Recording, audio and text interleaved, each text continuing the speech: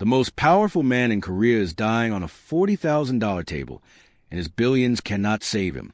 Ha-Jun owns the city, but he has a golden blood type so rare that every blood bank in the country is empty. As his heart monitor flatlines, his elite doctors step back in defeat. The Mafia boss is seconds away from death, and the men in the room are already whispering about who will take his throne. Then, the invisible Maid steps forward. Yirin has cleaned his floors for a year, but she holds a secret that shocks everyone. She is the only person in the country with a matching blood type. She is the only one who can keep him alive, but she won't do it for money. She looks the dying boss in the eyes and gives him 3 shameful conditions. If he wants her blood, he has to destroy his own empire. The penthouse at the top of the Dragon Tower was a fortress of glass and steel, a place where Ha-Jun looked down on Seoul like a god. But tonight, the god was bleeding. The air, usually smelling of expensive cologne and aged whiskey, was thick with a metallic scent of blood and the sharp sting of gunpowder. Ha-Jun slumped against his Italian leather sofa, his white dress shirt ruined. A deep crimson stain spread across his chest, growing larger with every ragged breath he took. His sharp jawline was tight with pain, and his pale skin had turned a ghostly, waxy gray.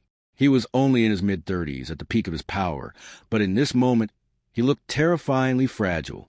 His intense eyes, usually cold enough to freeze a man's heart, were unfocused, flickering toward the ceiling as he fought to stay conscious. "Hold the pressure!" A voice screamed. It was Minho, his loyal head of security, but even Minho's hands were shaking. Around them, the penthouse was a wreck. Shattered glass from the floor-to-ceiling windows crunched under the boots of bodyguards who were frantically pacing, their guns drawn, looking for a ghost. The hit had been perfect, a long-range sniper shot that had pierced the unbreakable glass during a private dinner. The private medical team arrived in a whirlwind of silver cases and shouting. They didn't take him to a hospital. A man like Ha-Jun had too many enemies in the public system. Instead, they turned the marble kitchen island into a surgery table. Ha-Jun groaned as they lifted him, his muscular frame heavy and limp. His black suit jacket fell to the floor, forgotten. Status. Minho barked at the head surgeon. "He's losing too much," the doctor replied, his forehead dripping with sweat. The bullet nicked the subclavian artery. "He's emptied half his volume on the floor. We need to start a massive transfusion now, or his heart will stop in minutes." Ha-Jun's hand reached out, gripping his own arm wherein 4-line was being frantically inserted. He tried to speak, to give an order, to demand to know who betrayed his location, but only a wet wheeze came out. For the first time in his life, the most feared man in the city was not in control.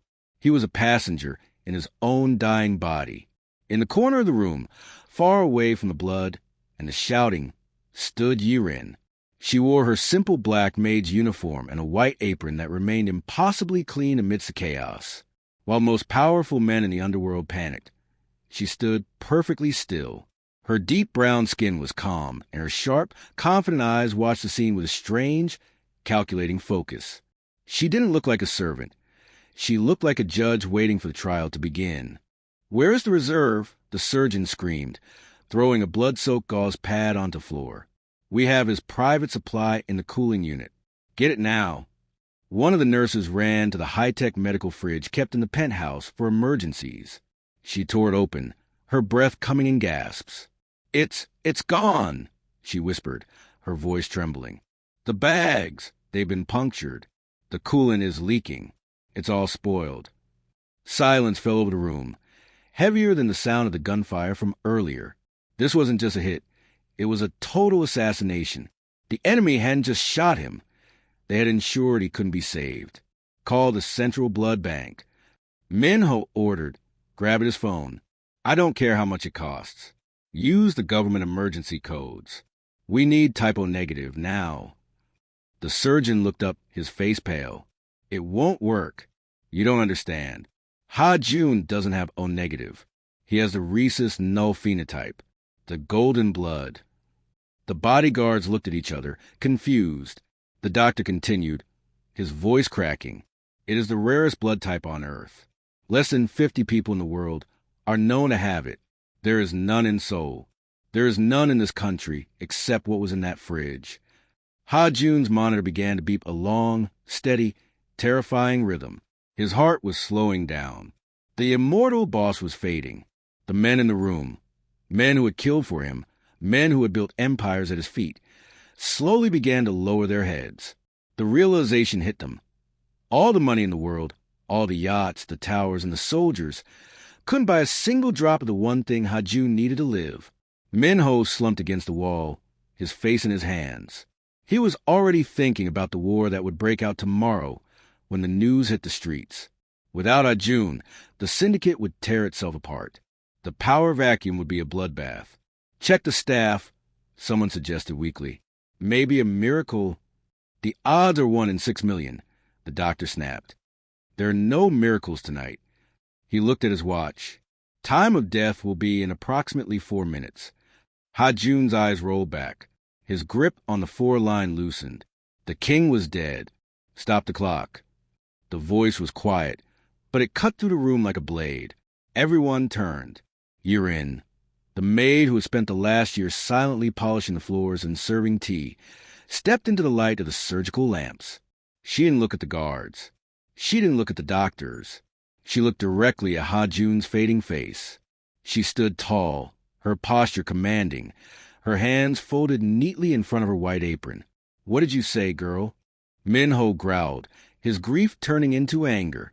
Get out of here. This isn't a place for you. Yurin didn't flinch. She took a step forward, crossing the line into the sterile zone. I said stop the clock. You are looking for a donor. You're looking for a match for the golden blood. The surgeon laughed bitterly. And I suppose you have it? A 1 in 6 million chance just happens to be standing in the kitchen. Yurin reached into her pocket and pulled out a small, laminated card. She didn't hand it to the guard. She walked straight to the lead surgeon and placed it on the bloody table. RH, no. My grandmother had it. My mother had it. And I have it. The doctor snatched the card, his eyes widening as he read the medical stamp from an international clinic. He looked at her, then back at the card. This is impossible. How? It doesn't matter how, Yurin said, her voice steady and cold. What matters is that his heart is about to stop, and I am the only person in this room, or this city, who can keep it beating. The doctor scrambled, suddenly energized. Quick, get the chair, get the needles. We need to start the direct line. Wait, Yurin said. She raised one finger, a small gesture that stopped the entire room in its tracks. The guards reached for her, but she didn't move. She looked down at Ha-Jun. He was barely conscious, but his eyes opened just a sliver, catching the dark, intense gaze of the woman he had treated like furniture for 12 months. I am not a servant tonight, she whispered, loud enough for everyone to hear. My blood is the most valuable thing you own, and I do not give it away for free. We will pay you millions. Minho shouted. Anything. Just sit in the chair. I don't want your money, Yurin replied, her expression hard. I have conditions. 3 of them. And if Ha-Jun doesn't agree to them right now, you can watch him turn cold. The room was a pressure cooker. The surgeon was looking at the monitor. 90 seconds left. Ha-Jun's breath was a ghostly rattle in his throat. He can't talk, the doctor yelled. He's dying. Just give the blood. Yurin didn't move. She leaned down, her face inches from Ha-Jun's. You can hear me, can't you? The great Ha-Jun, the man who thinks he can buy the world. Look at me. Ha-Jun's eyes flickered. A tiny, painful nod of his head. He was listening.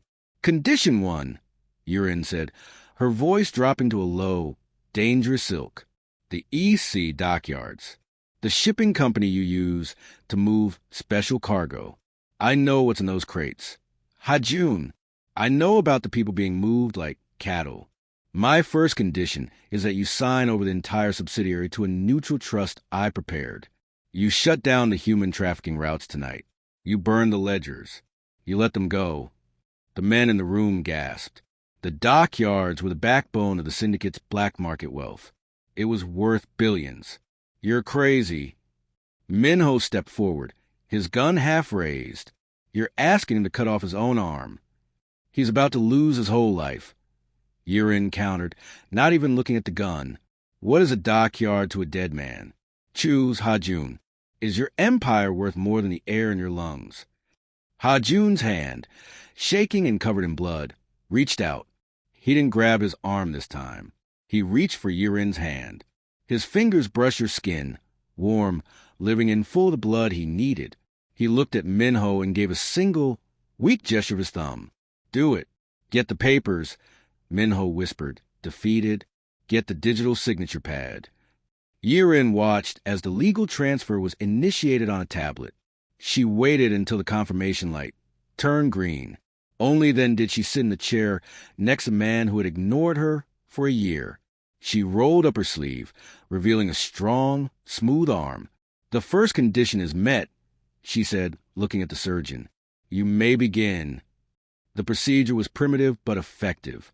A direct line was established between Yirin and Ha-Jun. As the pump began to hum, the dark, rich blood began to flow through the clear plastic tube. It was a strange, silent sight. The powerful Korean boss, pale and broken, and the calm black maid, sitting side by side, linked by a thin cord of life. The room fell silent as the golden blood left Yirin's body and entered Ha-Jun's. Almost immediately, the change began.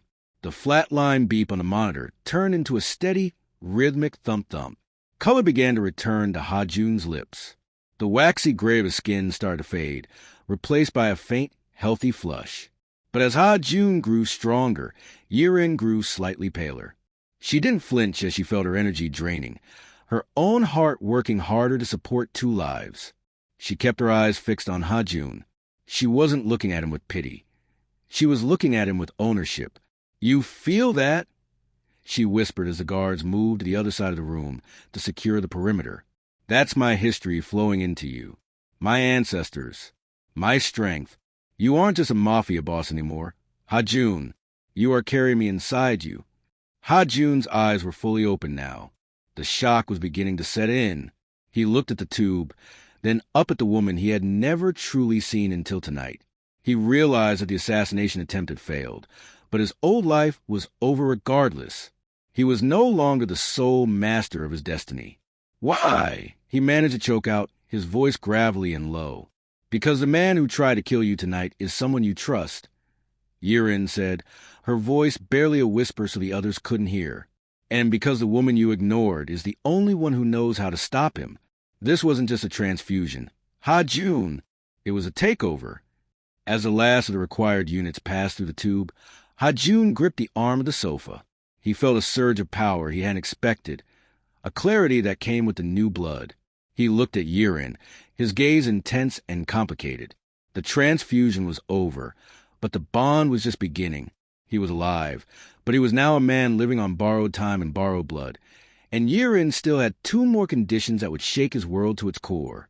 The first thing Ha-Jun felt was the warmth. For years, his life had been cold.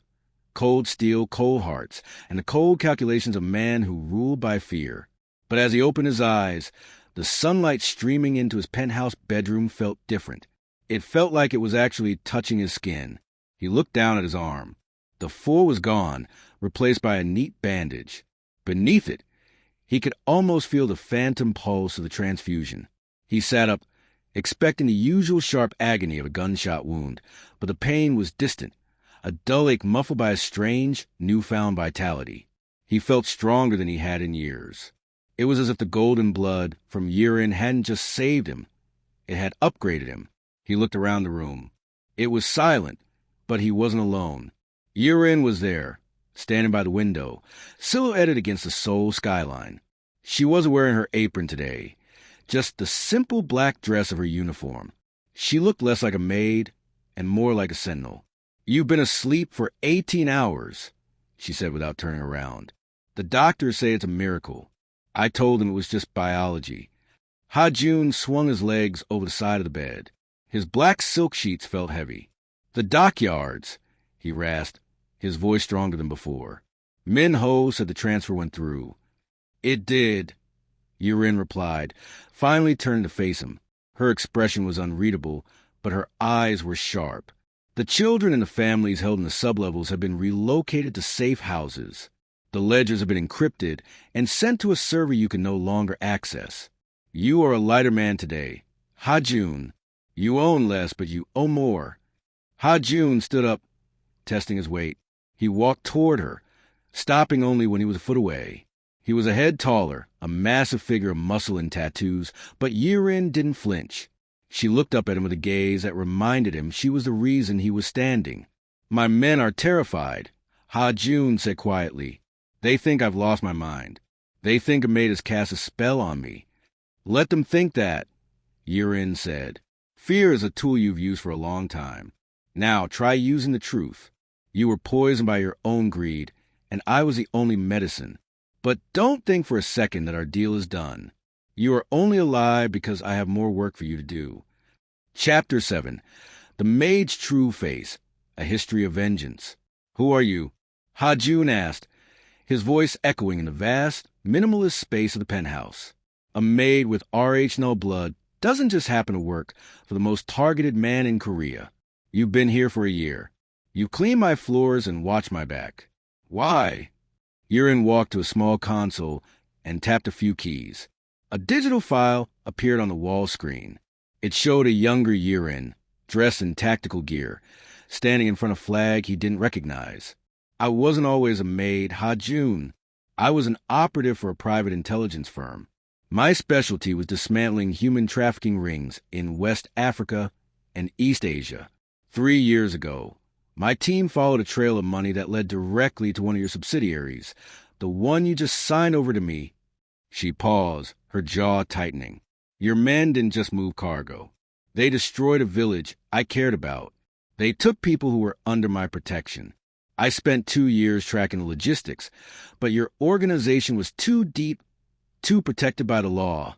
So I took the only job that would get me close enough to see the rot from the inside. Ha-Jun looked at the screen, then back at her. You came here to kill me. Every day for 365 days, she admitted calmly. I've stood behind you with a letter opener. I've stood over your coffee with a vial of toxin, but I realized that killing you wouldn't fix the system. If you died, someone worse would take your place. Someone like Min-jae, your second in command. Ha-Jun stiffened at the name. Min-jae was his oldest friend, the man who handled the dirty side of the business. I didn't save you out of mercy, Yirin continued. I saved you because you're the only weapon big enough to crush the monster you created. You are going to help me burn it all down, or I will let the next heart attack take you. You said there were 3 conditions, Ha-Jun said, leaning against the cold glass of the window. The dockyards are gone.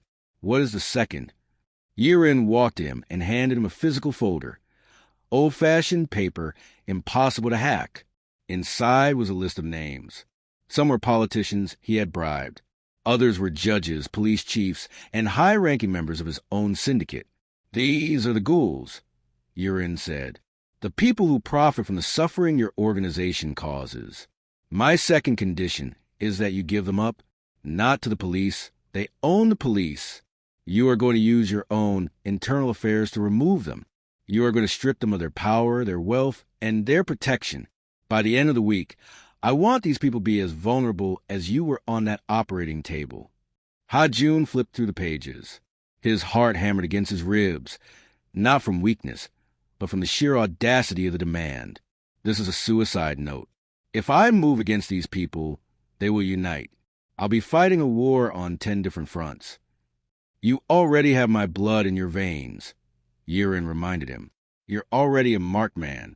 The moment you gave up the dockyards, you declared war. This list just tells you where to aim the first shot. Ha-Jun looked at the names. Many were people he had shared drinks with, people who thought they were safe because they were friends of a dragon. He felt a strange surge of adrenaline. For years, he had been bored, playing a game of numbers. Now, for the first time, he was playing for something real. I will need my security team, Ha-Jun said. No, Yirin countered. You will need me. Half of your security team is on that list. The meeting was set for midnight in the high-security bunker beneath the tower. Ha-Jun sat at the head of the obsidian table, his suit jacket draped over his shoulders, looking every bit the boss. But his eyes were watching the door. Min Jae entered first, his face a mask of concern that didn't quite reach his eyes. Ha-jun, you should be resting. The board is in an uproar about the dockyards. They say you were pressured into it by that woman. I wasn't pressured, Ha-jun said, his voice cold and steady. I was enlightened. He slid the folder across the table. Min Jae opened it, his eyes scanning the names. He stopped halfway down. His hands didn't shake, but a small muscle in his jaw began to twitch. This is a mistake, Min Jae whispered. These are our partners, our brothers. These are the people who watered down my private blood supply. Ha-jun said. These are the people who told the sniper exactly which window I'd be standing behind. And you, Min Jae, you're the one who signed the work order for the unbreakable glass that shattered like sugar. The room went ice cold. Min Jae slowly stood up, reaching for the silenced pistol in his waistband. But before he could clear leather, a red appeared on his forehead. Yirin stepped out from the shadows of the corner, holding a professional-grade suppressed rifle. She didn't look like a maid at all now. She looked like the Reaper. Sit down, Min Jae, she said. The boss is talking. Min Jae looked from the rifle to Ha-jun. You're listening to a servant? You're destroying everything we built for a girl who cleans your toilets. She didn't just clean my toilets, Ha-jun said. Standing up, he walked over to Min Jae and took the gun from his hand. She cleaned my soul, and now she's going to help me clean the house. He turned to Yirin. The list is done. Every person on that paper has been locked out of their accounts. Their protection has been redirected. They are currently being picked up by a special task force I've authorized. What is the third condition? Yirin lowered her rifle, but she didn't relax. She walked toward Ha-jun, stopping close enough to feel the heat radiating from his body, the life she had given back to him. The third condition is the hardest, she said. You have to walk away. Ha-jun frowned. I've already dismantled the legal side. I'm turning the company legitimate. No, Yirin said firmly. You have to walk away from the throne entirely. The Dragon Syndicate cannot be fixed. It has too much blood on its hands, even with mine mixed in. You are going to dissolve the organization. You will take the remaining billions and put them into a reparations fund for the families affected by your shipping routes. You will become a ghost. And then what? Ha-jun asked. I have enemies everywhere. If I have no power, I have no protection. You'll have me, Yirin said, and you'll have a new name. We're going back to the source. Ha-jun, to the village your men destroyed. You're going to use your logistical genius to rebuild what you broke. You're going to build schools, hospitals, and infrastructure. You're going to spend the rest of your life making sure that no one ever needs golden blood because of a man like you again. Ha-jun looked around his luxurious penthouse. He looked at the city he had conquered. It felt small. It felt hollow. Then he looked at Yirin. She was offering him something he never thought he could have. A life where he didn't have to look over his shoulder. A life where he could actually be proud of the man in the mirror. You're asking me to be a nobody, Ha-jun said, a small, genuine smile touching his lips for the first time. I'm asking you to be a human, Yirin corrected. Ha-jun took a deep breath, feeling the strength of the transfusion one last time. He looked at the city, then back at the woman who had saved him. When do we leave? The Grand Hall of the Syndicate was located deep beneath the foundations of the Dragon Tower, a place where the sun never reached and where the laws of the outside world ceased to exist. It was a cathedral of shadows, designed to make anyone who entered feel small and expendable. At the center sat a circular table made of obsidian, with 12 chairs occupied by the elders, the men who control the flow of money, weapons, and misery across the continent. They had gathered tonight not to pray for Ha-jun's recovery, but to confirm his death and divide his territory, like vultures over a fresh carcass. The air in the room was thick with the smell of expensive cigars and the cold, metallic scent of greed. Min Jae sat in Ha-jun's central seat, the chair of the dragon. He looked comfortable, his hands folded over the gavel as he listened to the others argue about shipping routes and percentages. They believed the immortal boss was a memory. They believed the rarest blood on earth had finally run dry. Then, The heavy oak doors groaned open. The sound was like a thunderclap in the silent hall. A rhythmic, heavy thud echoed against the marble, the sound of a cane hitting the floor with deliberate, bone-chilling precision. Ha-Jun walked in. He was pale, his face thin from the trauma his body had endured, but he stood with a terrifying, revitalized strength. He wore a black suit that fit him like armor, and he leaned slightly on a silver-headed cane. But it was his eyes that stopped the breath in the elder's lungs. They weren't the eyes of a dying man. They were burning with a cold, predatory light that seemed to pierce through the shadows. Behind him, dressed in a sharp, charcoal-gray tactical suit that replaced her maid's uniform, walked Yirin. She didn't look like staff anymore. She looked like a general, her sharp, confident eyes scanning the room for threats. The council gasped. Some stood up so fast their heavy chairs toppled over with a crash. Min-jae turned a sickly shade of green, his knuckles whitening as he gripped the arms of Ha-Jun's chair.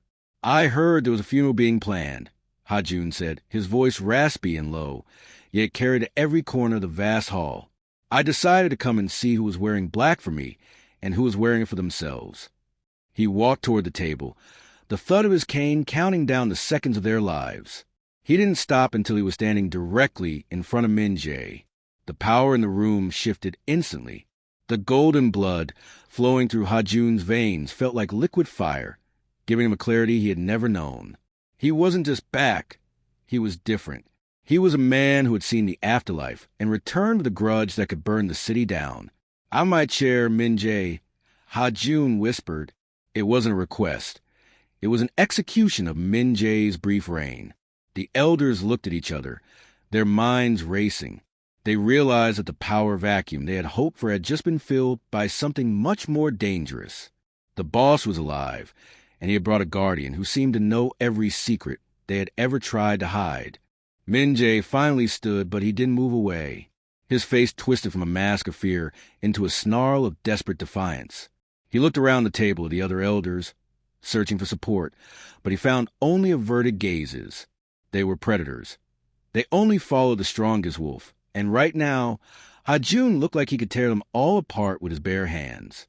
"You're a ghost, Ha-Jun." Min-jae spat, his voice cracking. "You're weak. You've already betrayed us. The word is out. You gave away the EC dockyards to this foreigner. You've broken the blood oath of the syndicate. You aren't fit to lead anymore." "Blood oath." Ha-Jun laughed, a dry, cutting sound that made the elders flinch. "You talk about blood, while you were the one who watered down my private reserves. You ensured that when I needed it most, my own supply would be useless. You wanted me to bleed out on that marble floor, so you could sit in this chair and sell off our souls to the highest bidder." Ha-Jun leaned over the obsidian table, his face inches from Min-jae's. The intensity of his gaze was overwhelming. "You owe me a debt, Min-jae, a blood debt. In our world, when you try to steal a man's life, you forfeit your own. And since you tried to steal my blood, I think it's only fair I decide what happens to yours." Min-jae's eyes darted to the side. He realized he was trapped. In a moment of pure desperation, he lunged across the table, a thin, poison needle sliding from his sleeve. It was a move they had practiced together 1,000 times in training. But Ha-Jun moved with a speed that defied his injuries.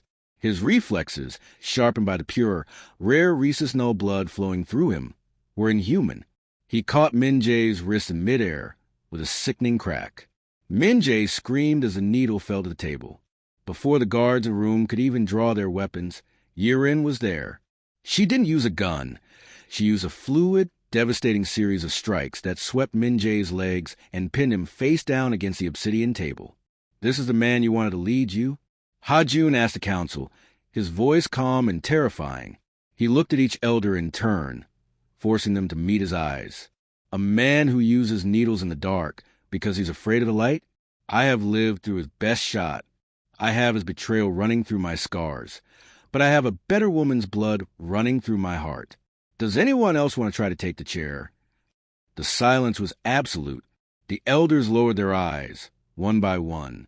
The immortal boss had returned, and he had brought a reaper with him. "You think killing me solves this?" Min-jae groaned, his face pressed against the cold stone, blood dripping from his lip. The investors, the politicians, they won't let you shut down the routes. You're just one man. Ha-Jun, you're a king without a kingdom.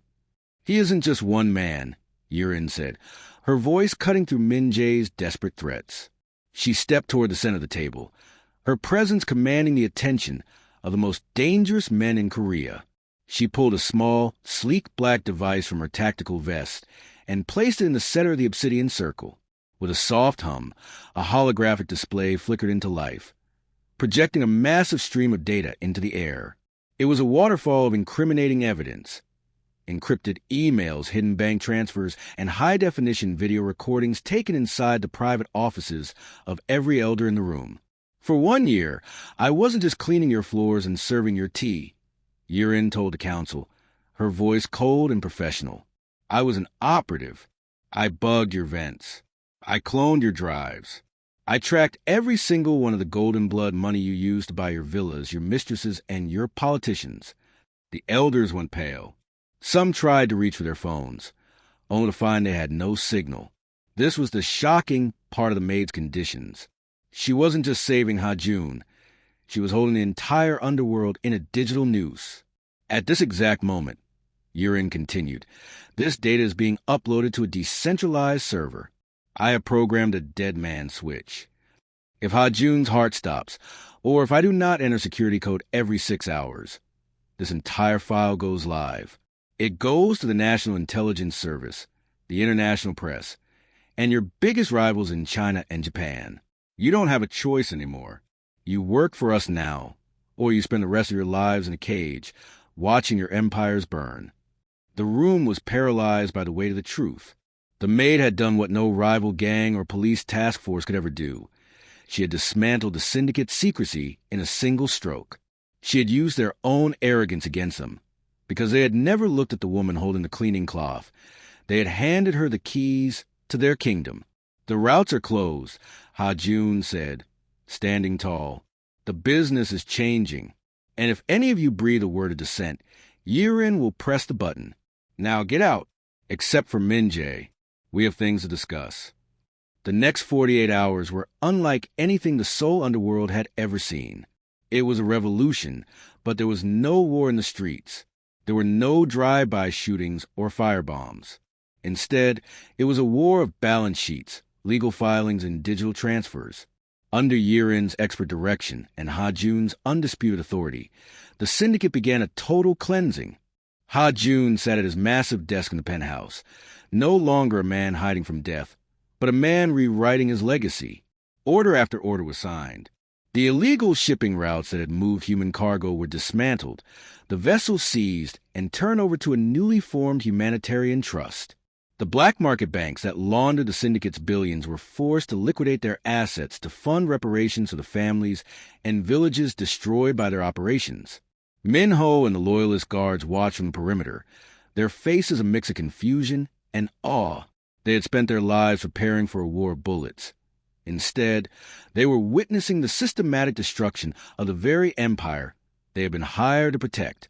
But as they looked at Ha-Jun, they didn't see a man who had lost his mind. They saw a man who looked younger, stronger, and more focused than ever before.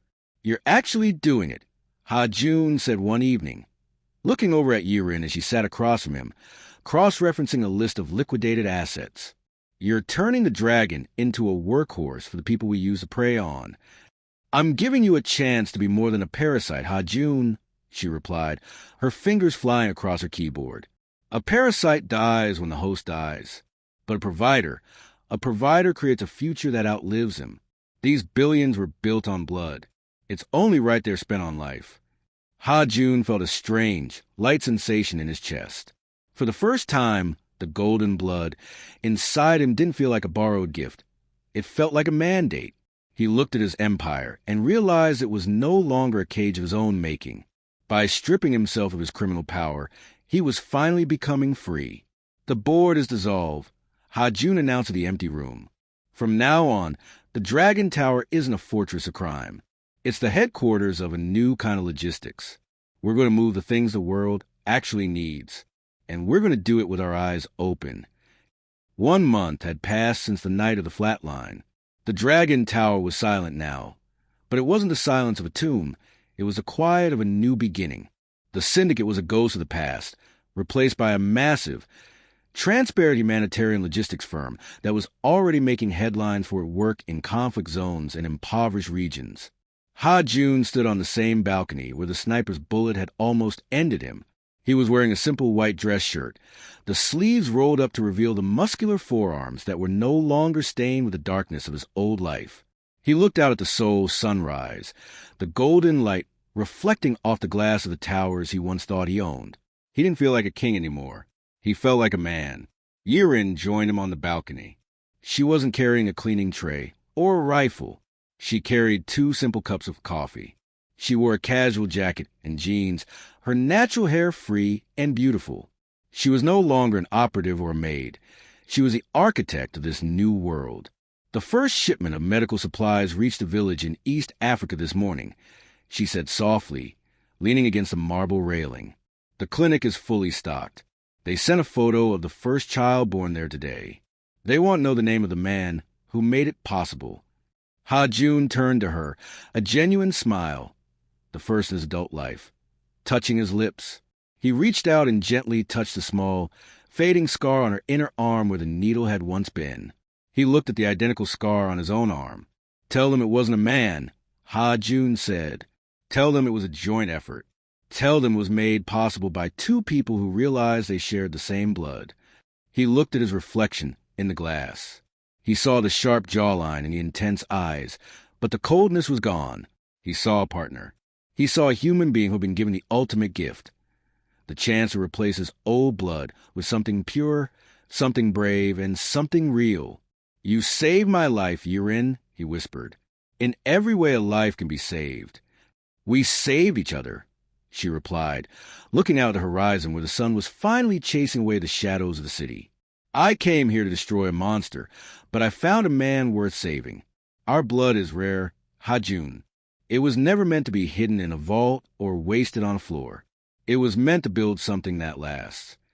They stood together in the morning light, 2 souls bound by a biological miracle and a shared promise to be better than the world they came from. The Mafia boss and the Maid were gone. In their place were 2 survivors, ready to face a future where their blood was no longer a secret, but a bridge to a better world.